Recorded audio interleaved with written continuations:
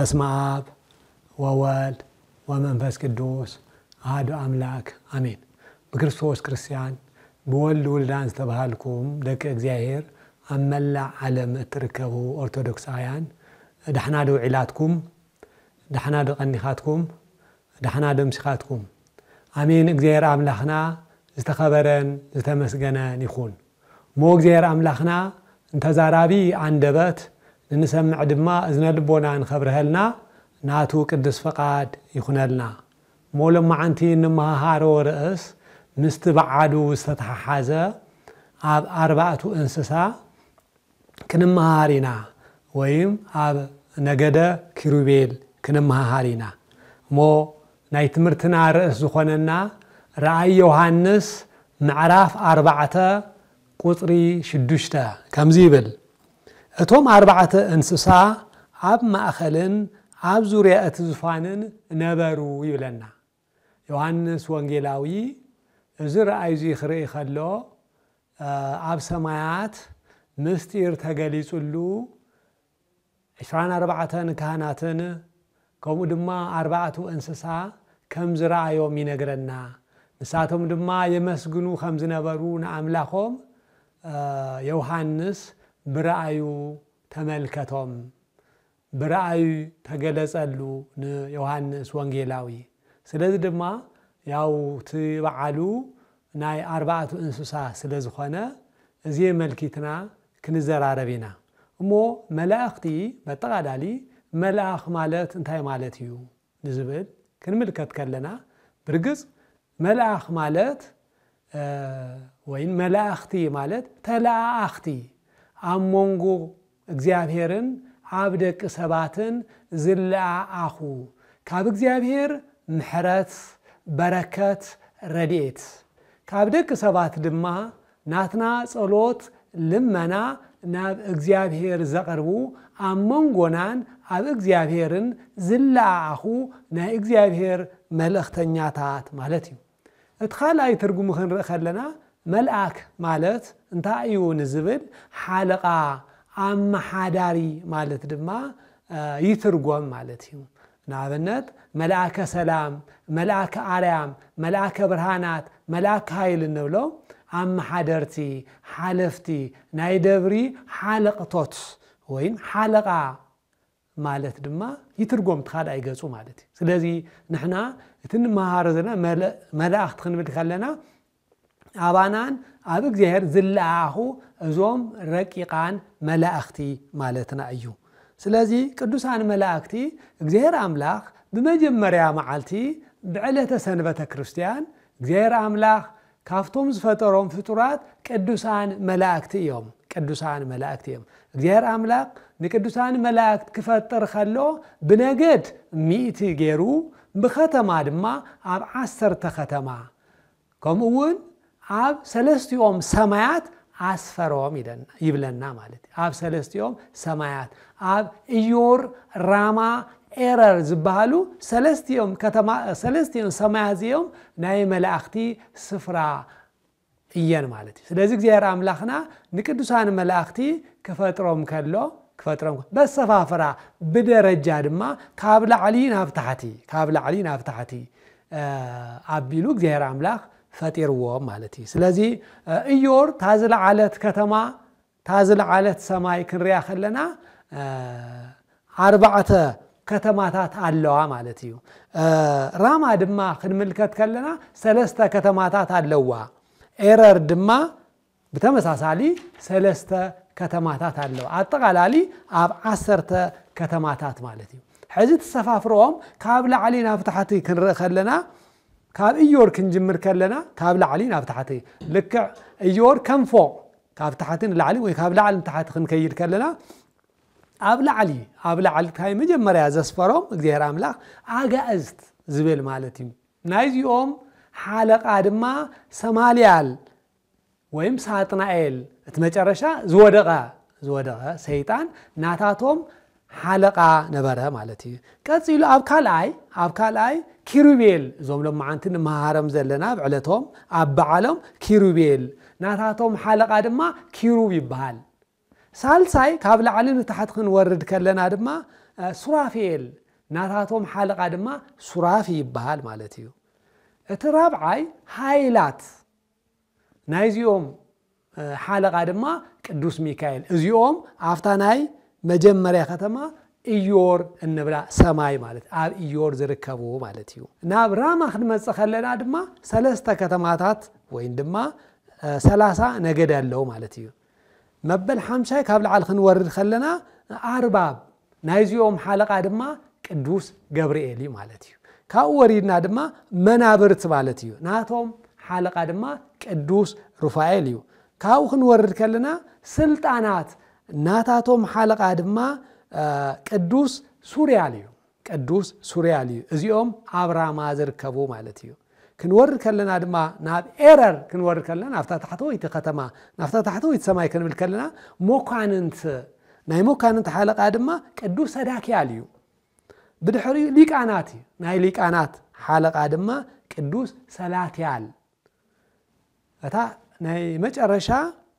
መላእክት እንብሎም ድማ ናቶም ሓለቃ ቅዱስ አናኤል ይበሃል ማለት እዩ ስለዚህ እግዚአብሔር አምላክ ንቅዱሳን መላእክቲ በሰፋፈራ በደረጃ በዚህ መልክዑ በ100 ነገድን አብ 10 ከተማ አብ ሰለስቲኦም ሰማያት አስፈሮም ናይ ቅዱሳን መላእክቲ ተፈጥሮም ከምንታዩ ንዝብል ድማ እምሃበ አልቦ ወይም ካብ አምላካዊ ብርሃን ተፈጥሩ ይብለና ማለት ስለዚህ ቅዱሳን መላእክቲ እምሃበ አልቦ እዮም ተፈጥሮ ማለት ስለዚህ ስለ ቅዱሳን መላእክቲ በአጠቃላሊ ከምዚ ካበልና ናፍቲ በዓሉ ዝመልከት ናብ 4 እንስሳ ክንመጽእ ከለና ድማ በዝዕለት እዚ ወይ ሕዳር 8 ክነብዕልን ክነኽብር ከለና ድማ ናይዞም 4 እንስሳ እንብሎም ወይም ድማ ኪሩቤል እንብሎም ዝምልከት እዩ ማለት እዩ ናታቶም በዓልን ክብረ በዓል እዩ ስለዚህ እዚኦም ድማ አፍታ ካልአይቲ ከተማ ካብ ላዕሊ ንታሕቲ ካልአይቲ ከተማ ዝሰፈሩ ካፍታ 40 ነገድ ዘለዋ እቶም 10 ነገድ ኪሩቤል ዝበሃሉ ሓለቆም ድማ ኪሩብ ዝበሃል በዚኦም ኢና ሎማዓንቲ በዓሎም አመልኪትና ክንዘራረብ ማለት እዩ ስለዚህ ድማ ኪሩቤል ዝብል ሽም ምናልባት ናይ የብዝሖም ወይ ናይ ኩሎም ሽም ክኸውን ከሎ ናብ ውልቀ መጸውዕ ክንመጽእ ከለና ኪሩብ ተባሂሉ ይጽዋዕ ማለት እዩ ኪሩብ ትርጉሙ ምስ ምሽካምን መሓዝን ይግለጽ ትርጉሙ ማለት እዩ ስለዚህ ድማ ነገደ ኪሩቤል ወይም ደግሞ እዞም 4 እንስሳ እንብሎም ዝዓበየ ቦታ ዝሓዙ ንመንበረ ጸባዖት ዙፋን ዝሽከሙ ስለዝኾኑ ክብሮም ዝለዓለ እዩ ካብ ወገን መላእክት ድማ ንስላሴ ቅርብ ወይም ድማ ዝቀረቡ ኪሩቤል እዮም ማለት ስለዚህ ኪሩቤል መንበሩ ዝሽከሙ ወይም ናይ እግዚአብሔር ሰረገላታት እዮም ማለት ስለዚህ መንበሩ ዝሽከሙ ክንብል ከለና ግን ንምሽካም ኃይል ሃሊዎም ዘይኾነስ እግዚአብሔር አምላክ ግለጽ እንትፈቅድ ዙፋኑ ንሱ ኣብ ዝፈቀዶ ኣብ ዝግለጽዋን ንዑ ተሸኪሞም ስለ ዝረአዩ ወይም ድማ እግዚአብሔር አምላክ ብረድየ ስለ ዝሓድሮ መንበር ዝሽከሞምስ እግዚአብሔር እዩ ስለዚህ እሶም ግን እግዚአብሔር ክግለጽ ከሎ ስለዝግለጹ እንበር ዝሽከሞም ግን እግዚአብሔር እዩ ስለዚህ ድማ እግዚአብሔር አምላክና ንቅዱሳን መላእክት ክፈጠር ከሎ ቅድም ኢልናም ዝገለጽና እግዚአብሔር ገጽ ሰብን ገጽ እንስሳን ካብ ነገደ ሱራፌል ገጽ ንስርን ገጽ አንበሳን ድማ ካብ ነገደ ኪሩቤል ገይሩ ወሲዱ ጸወርተ መንበሩ ገይርዎም ማለት እዩ ኣብ መዝሙር 79 ቅንፍ 80 ቁጥር 1 አታ ኣብ ልዕሊ ኪሩቤል እትቅመጥ በሪኻ ተገለጽ ይብል ቅዱስ ዳዊት አታ ኣብ ልዕሊ ኪሩቤል እትቅመጥ ኪሩቤል ናይ እግዚአብሔር ዙፋን ተሸከምቱ ምዃኖም ቅዱስ ዳዊት ኣብ መዝሙር ይገልጸልና ማለት እዩ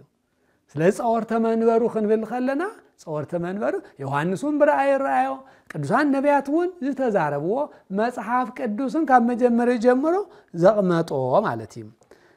ካሊ ኣብ መዝሙር 98 ቅንፍ 99 ቁጥር 1 ተሪኖም በተመሳሳሊ እግዚአብሔር ነጊሱ አሕዛብ ይርዓዱ ኣብ ልዕሊ ክሪቤል ተቀሚጡ ምድሪ ትንቀጥቀጥ ይብል ቅዱስ ዳዊት ማለት ስለዚ ዙፋኑ ሙኻኖም ቅዱስ ዳዊት ድማ በሀብተ ትንቢቱ ይገልጸልና በሀብተ ትንቢቱ ይነግረና ማለት በሀብተ ትንቢቱ ይነግረና ስለዚ እዞም አርባዕተ እንስሳ እንብሎም ነፍስ ወከፎም አርባዕተ ገጽ ኣለዎም ማለት ስለዚ እዚ ክንርኢ ከለና ብቅድሚት ገጽ ሰብ ማለት ነው በየማናይ ገጽ አንበሳ በጸጋማይ ገጽ ድማ ገጽ ላሕሚ በድሕሪት ድማ ገጽ ንስሪ ማለት ገጽ ንስሪ ስለዚ እዚ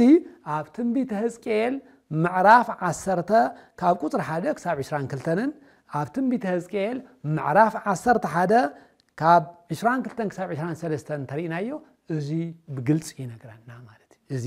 ብግልጽ ይነግረና ስለዚ ዞም ኪሩቤል እንብሎም ሽዱሽተ ኣኽናፍ ክንፍታት ኣለዎም ማለት ሽዱሽተ ክንፊ ኣለዎም በትክልተ ክንፎም ገጾም ይሽፍኑ በትክልተ ክንፎም ገጾም ይሽፍኑ ባህሪኻ ምምርማር ኣይከዓለናን እንትብሉ በትክልተ ገጾም ይሽፍኑ ባህሪኻ ምምርማር ኣይከዓለናን እግዚአብሔር አምላክ ተመራሚሩ ዝበጽሖ ማንም ስለዘየለ ስለዚህም ቅዱሳን መላእክት ድማ ገጾም እንትሽፍኑ ከለው ናትካ ባህሪ መርሚርና ክንበጽሖ ኣይንኽእልን ንምባልዩ ወይም እንትብሉ እቱ ክልተ ክንፍ ገይሮም ድማ እግሮም ይሽፍኑ በትክልተ ክንፎም ገይሮም ድማ እግሮም ይሽፍኑ እግሮም ክሽፍኑ ከለው ኣብ ቅድሚኻ ጸኒዕና ደው ምባል ኣይከዓለናን ኣብ ቅድሚኻ ደው ኢልና ምጽናዕ ኣይከዓለናን እንትብሉ ድማ ክልተ እግሮም ብክንፎም ይሽፍኑ በትክልተ ክንፎም ገይሮም ድማ እቲ ሓደ ንታሕቲ እቲ ሓደ ንላዕሊ ኣሰይፎም ማለት እዩ ይዝርግሕዎ ሓደ ንታሕቲ እቲ ሓደ ንላዕሊ ገይሮም ክንፎም ይዝርግሕዎ ንላዕሊ እንተደየምና ንታሕቲ እንተወረድና ኣይትምርመረን ንምባል ሓደ ክንፎም ንታሕቲ ሓደ ክንፎም ንላዕሊ ይገብሩ ስለዚ እዞም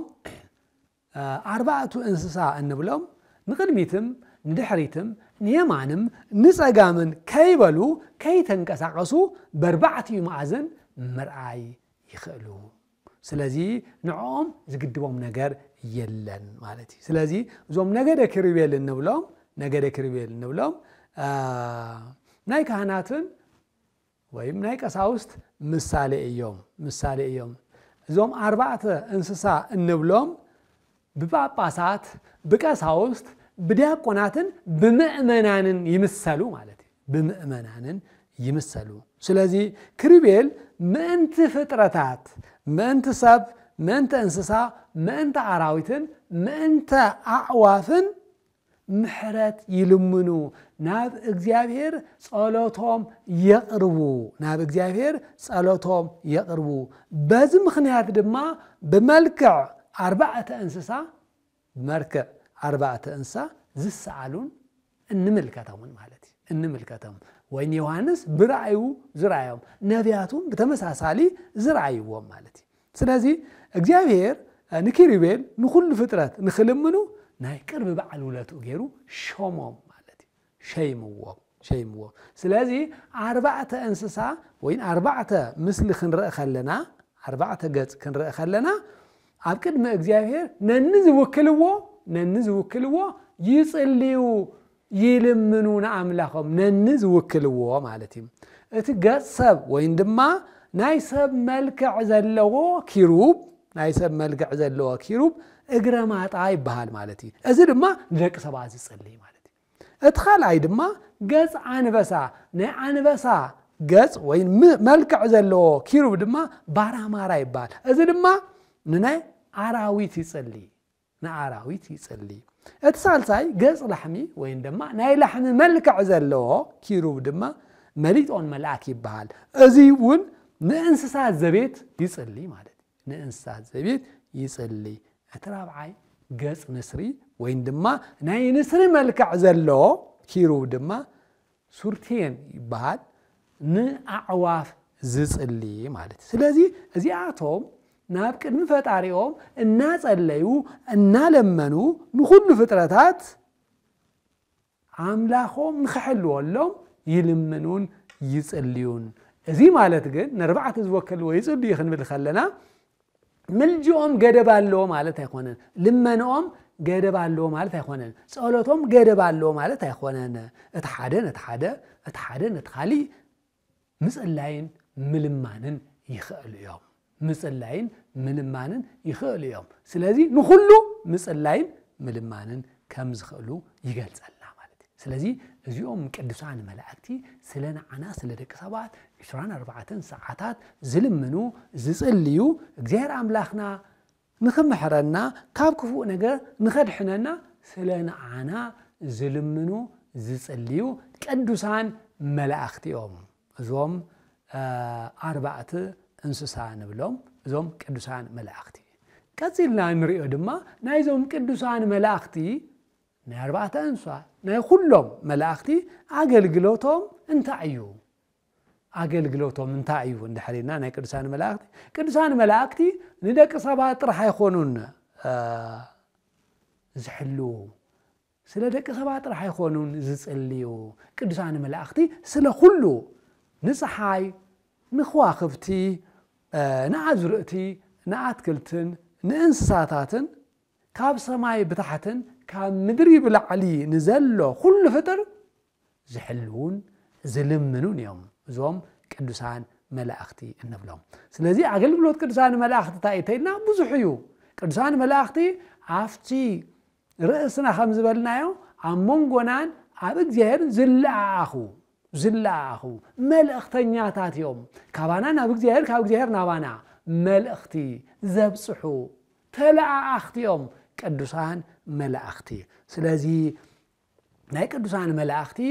አገልግሎቶም ብዙሕ እዩ ብውሱን መልክዑ ግን ዝተወሰኑ ንምርአይ ግን እቲ ናይ መጀመርያ ንእግዚአብሔር ብዘይ ምቁራጽ ምምስጋን እዩ እቲ አገልግሎት ናይ ቅዱሳን መላእክቲ ብዘይ ምቁራጽ 24 ሰዓት ቅዱስ እግዚአብሔር ናበሉ ምስጋና እዩ እቲ ናይ መጀመርያ አገልግሎቶም ምስጋና እዩ እቲ ናይ መጀመርያ አገልግሎቶም ትንቢተ ኢሳይያስ ምዕራፍ 6 ካብ ቁጥር 1 ጀሚርና ክንርአ ከለና እንታይ ብለና ኢሳይያስ ንጉስ ኦዚያን ኣብ ዝሞተ ግዜ ኢሳይያስ ተገለጸሉ ዞም አርባዕተ እንስሳ ሱራፌልን ኪሩቤልን ቅዱስ እናበሉ ከመስግኑ ከለው ኢሳይያስ ተመልከተውም አፍቲ ዕዋን ኢሳይያስ ነውሪ ወይም ድማ ብለምጽ ተወቂዑ ስለዝነበረ ክሪኢ ከሎ ምስጋና ዘም ቅዱሳን መላእክቲ ከቅርቡ ቅዱስ እግዚአብሔር ጎይታ ሰራዊት ኩሉ ምድሪ ብኽብሩ መሊኡ እናበሉ የመስግንዎ ነበሩ ይለና ማለት 24 ሰዓት بزي منم كراس بزي عرفتن يمسجن وو خمس نبر كدسان ملاختي إيساياس تملكته إيساياس رعاية مالتي اتقادي أبرأي يوحنس معرف 4 كتر شمون تنترينا يوم طيب لنا يوحنس برأيو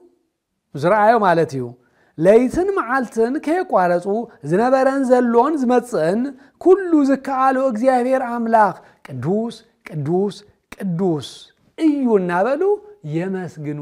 ይልሙኑና በለ ድማ ዮሐንስ ብራዩ ነዞም ቅዱሳን መላእክቲ ተመልከቶም ነዘም ቅዱሳን መላእክቲ ተመልከት ስለዚህ ትናይ መጀመሪያ ናይ ቅዱሳን መላእክቲ አገልግሎት ለእግዚአብሔር መመስጋኒ እትኻላይ ካብ እግዚአብሔር ጽምቆ ዜና እንደቅ ሰባት ምብሳር ማለት እዩ ካብ እግዚአብሔር ንዓና እንደቅ ሰባት ብስራታው ዜና ንምስማዕ ካብ እግዚአብሔር ናባና ዝለኣኹ መልእክቲ ዘብጽሑ ናይ ሓጎስ ዜና ዘምጹ ቅዱሳን መላእክቲ እዚውን ካላይ አገልግሎቶም እዩ ንኣብነት ቅዱስ ገብርኤል ናብ ዘካርያስ ክመጽእ ከሎ ኣብ ሉቃስ ወንጌል ምዕራፍ 1 ቁጥር 13 እንተሪናዮ ቅዱስ ገብርኤል ዘካርያስ ጸሎትካ ተሰሚዑ እዩሞ ኣይትፍራህ ኤልሳቤጥ ድማ ወድ ክትወልደልካ እያ ዝብል ውሉድ ከም ዝወልድ አብሰሮ ይብለና ማለት ስለዚህ ካብ እግዚአብሔር ዜና ብስራት ዘምጽዮም ቅዱሳን መላእክት ነዴናን ቅድስት ድንግል ማርያም ድማ በተመሳሳሊ ኣብ ሉቃስ ወንጌል ምዕራፍ 1 ቁጥር 31 እንተሪና ቅዱስ ገብርኤል ንድንግል ማርያም እንሆ ክትጠንሲ ኢኺ ወድውን ክትወልዲ ኢኺ ስሙ ድማ ኢየሱስ ክትሰምይ ኢኺ ስለዚህ ድንግል ማርያም ድማ ጎይታና መድኃኒትና ኢየሱስ ክርስቶስ ናይ ዓለም መድኃኒት ዝኾነ ክርስቶስ ከም ዝውለድ አብሰራ ነገራ ማለት እዩ ካሊውን ሉቃስ ወንጌል ምዕራፍ 2 ካብ ቁጥር 10 ክሳብ 11 ተሪናውን መልአኽ ጎይታና መድኃኒትና ኢየሱስ ክርስቶስ ምስ ተወለደ ነዞም ጓሶት ተገለጸሎም እቲ ናይ ዓለም መድኃኒት ዝኾነ ክርስቶስ ተወሊድልኩመሎ ንኩል ህዝብ ዝኸውን ዓብይ ብስራት ዜና ሓጎስ የበስረኩመለኹ በለ ማለት ስለዚህ ቅዱሳን መላእክቲ ካብ እግዚአብሔር ተልእኾም ንዓና ብስራት ንዓና ሓጎስ ንዓና ካብ እግዚአብሔር መልእክቲ ዘብጽሑ እዮም ማለት ንብዙሓት ንኣጋር ተሪኢና ብጨነቃ እዋን እቲ መልአኽ ብድምጺ ካብቲ ጭንቀታ ንክፍትሕን ዝነገራ እዩ ንብዙሓት ምግላጽ ይከኣል እዩ እቲ ኻሊእ ድማ ናይ ደቂ ሰባት ጸሎት ናብ እግዚአብሔር ምብጻሕ ቅዱሳን መላእክቲ ናይ ደቂ ሰባት ጸሎት ናብ እግዚአብሔር ምብጻሕ እቲ ሳልሳይ ስርሖም ማለት እዩ ኣብ ግብረ ሐዋርያ ምዕራፍ 10 ቁጥሪ 4 እንተ ተመልኪትና እንታይ ብለና መልአኽ እግዚአብሔር ንቆርኔሌዎስ ጸሎትካን ምጽዋትካን ናብ ቅድመ አምላኽ ንመዘከርታ ዓሪጉልካሎ ይብሎ ስለዚህ ዞም ቅዱሳን መላእክቲ ናትና ጸሎት ናብ እግዚአብሔር ዘብጽሑ እዮም ናትና ጸሎት ኣብ ቅድመ እግዚአብሔር ተሰማዕነትን ክረክብ ዘብጽሑ እዮም ዞም ቅዱሳን መላእክቲ ማለት እዩ ናትና ጸሎት ዘዕርጉ ናትና ጸሎት ልመና ኣብ ቅድመ እግዚአብሔር ዘቀርቡ ቅዱሳን መላእክቲ ተኻሊውን ራእይ ዮሐንስ ምዕራፍ 8 ቁጥር 4 ተሪና በተመሳሳሊ እቲ ትክዕጣን ምስቲ ጸሎት ቅዱሳት ኮይኑ ካብ ኢድ እቲ መልአኽ ናብ ቅድመ አምላኽ ዓረገ ይብለና ማለት ስለዚህ ናትና ምህልላን ጸሎትን ልመናን ዘዕርጉ ናብ ቅድመ እግዚአብሔር ዘብጽሑ እዞም ቅዱሳን መላእክቲ እዮም እዞም ቅዱሳን መላእክቲ እዮም እቲ ኻሊእ ድማ ምስቱ ዓልን ጥበብን ንደቂ ሰባት ዝዕድሉ እዮም ዝህቡ እዮም ቅዱሳን መላእክቲ ምስቱ ዓልን ጥበብን ዝዕድሉ ዝህቡ እዮም ቅዱሳን መላእክቲ ንኣብነት ኣብ መጽሓፍ ሄኖክ ምዕራፍ 28 ካብ ቁጥሪ 13 ክሳብ 14 ተሪኢና ናይ ፍጥረት ጎይታ ኣብ ሰማይ ሰራዊት ዝሸሞ መልአኽ ኡራኤል ኣባይ ፍልጠት ኣሕደረለይ ይብል ማለት እዩ ሄኖክ ኡራኤል መልአኽ ንሄኖክ ማለት እዩ ፍልጠት ጥበብ ከም ዝገለጸሉ ከም ዝሕደረሉ ይነግረና በተመሳሳሊ መጽሐፍ እዝራ ሱቱኤል ምዕራፍ 2 ቁጥር 1 ተሪኢናውን ንኣብነት ሓምል 22 እንብዕሎ ናይ ቅዱስ ኡራኤል በዓል እንታይ እዩ እንድሕሪልና ቅዱስ ኡራኤል ነብይ እዝራ ሱቱኤል ናይ ፍልጠት ጽዋዕ ዘስተየሉ ምስጢር ዝገለጸሉ ጥበብ ዝዓደለሉ ዕለት ኢና ሓምል 22 ብኽብርን ብድምቀትን እትበዓል ነኽብሮን እነብዕሎን ማለት ስለዚህ ቅዱሳን መላእክቲ ንዓና ንደቂ ሰባት እዙይ ዝገብሩ እዮም ካሊእ ንደቂ ሰባት ካብ መከራ ዘድሕኑ እዮም ቅዱሳን መላእክቲ ንደቂ ሰባት ካብ መከራ ዘድሕኑ እዮም ኦሪት ዘፍጥረት ምዕራፍ 19 ተሪኢና ንሎጥ ካብ ሰዶም ገሞራ ዘውጽኡ እዮም ካብ ተሓዊ ነዳድ ንምድሓን ዘውጽዎ እዮም ፈጢን ካውጻእ ዝበልዎ እዮም ትንቢተ ዳንኤል ተመሳሳሊ ተሪኢና ምዕራፍ 3 ካብ ቁጥሪ 12 ክሳብ 20 ዘለ ነቶም ሰለስቲኦም መናእሰያት ካብ ተሓዊ ዝነድድ ነበረ መልአክ ቅዱስ ገብርኤል ካብ ተሓዊ እሳት ዘድሓኖም እዩ ማለት እዩ መዝሙር 33 ቅንፍ 34 ቁጥር 7 መልአክ እግዚአብሔር ኣብ ዙርያቶም ዝፈርሕዎ ይሰፍር ካብ መከራ ድማ የናግፎም ይብለና ስለዚህ ንምጥቅላል ሕዳር 8 ክነብዕል ከለና ክነኽብር ከለና ኪሩቤል ነገደ ኪሩቤል ማለት እዩ ዝኽበር ኪሩቤል ናይ ስሉስ ቅዱስ መንበር ንምሽካም ዝተሾሙሉ ዕለት እዩ ናይ ስሉስ ቅዱስ መንበር ንምሽካም ዝተሾሙሉ ዕለት ስለዝኾነ እዩ ስለዚ ዞም ቅዱሳን መላእክቲ እዚ ዝኣክል ኣገልግሎት ንዓና ዝራዱ እዮም ፍላይ ዞም ኣርባዕቱ እንስሳ ዝበልናዮም ብዘይ ምቁራጽ ኩሎም መላእክት 24 ሰዓት ዘመስግኑ እዮም ዝልምኑ እዮም ስለ ንዓና ዝጽልዩ እዮም ስለዚ እዞም ቅዱሳን መላእክቲ ንሕና ስሞም ብምዝካረ ብስሞምን ንነዳያን ብምምጽዋት ናቶም ረድኤት እሳቶም ለሚኖም ናብ ኣምላኽና ከተዓርቁና ብምልማን ምስ እግዚአብሔር ዘተዓርቁና መላእክቲ እሞ ንዓኣቶም ነዞም ቅዱሳን መላእክቲ በአማላጅነቶም ብረድኤቶም ክንተኣማመን ይግበአና ማለት እዩ ስለዚ ድማ ናይ በዓሉ በረከትን ረድኤትን ምሳና ይኹን እቲ ዝተምሃርናዮ ድማ 30 60 100 ንኽነፍሪ ናይ እግዚአብሔር ቅዱስ ፍቃድ ይኹነልና አላዒሉ ዘጀመረና አጀሚሩ ዘፈጸመ